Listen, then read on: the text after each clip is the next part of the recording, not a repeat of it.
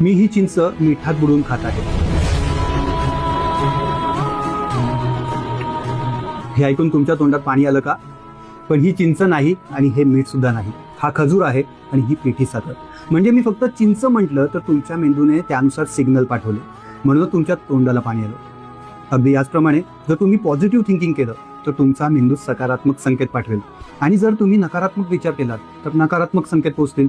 अगदी सोपं आहे. सृष्टीचे नियम तुमच्या विचारसरणीनुसार परिस्थिती बदलत असतात.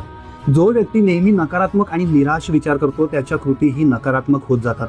पण जर तुम्ही चांगली अपेक्षा ठेवली आणि प्रयत्न केलेत तर तुमचे मन आणि तुमच्या कृती सकारात्मक दिशेने जाऊ लागतात. म्हणून नेहमी देवाकडे सकारात्मक विचार आणि चांगली अपेक्षा ठेवा. कदाचित तीच आशा तुमचे आयुष्य बदलून टाकेल. दिवसाची सुरुवात अशीच होते. हा विचार करून पटला तर घ्या, नाहीतर द्या सोडून. जय महाराष्ट्र.